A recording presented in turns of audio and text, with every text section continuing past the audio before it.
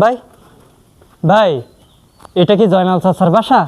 জি, এইটাই জয়নাল চাচার বাসা। ও, আমি আরো মনে করছিলাম এটাই জয়নাল চাচার বাসা। আরে এটাই তো জয়নাল চাচার বাসা।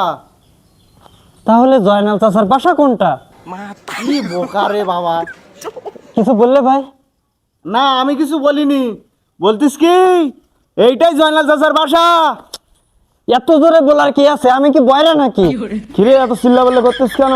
আরে শফিক, তুই চাচা। কখন আসলি? চাচা আমি যে আইছি কখন? চাচা চাচা, তোমার শরীর যাচ্ছে ভালো?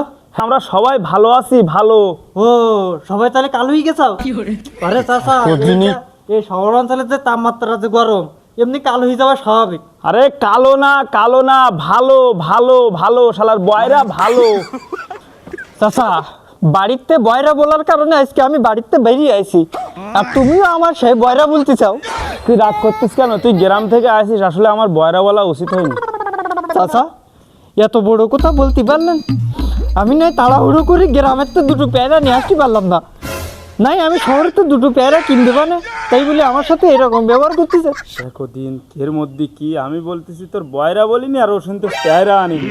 তোর ওইরকম ধুর, এই বয়রা আরে চাচা যে কাহিনী শুরু করে তার সে আমি বাজারের দিক যাই।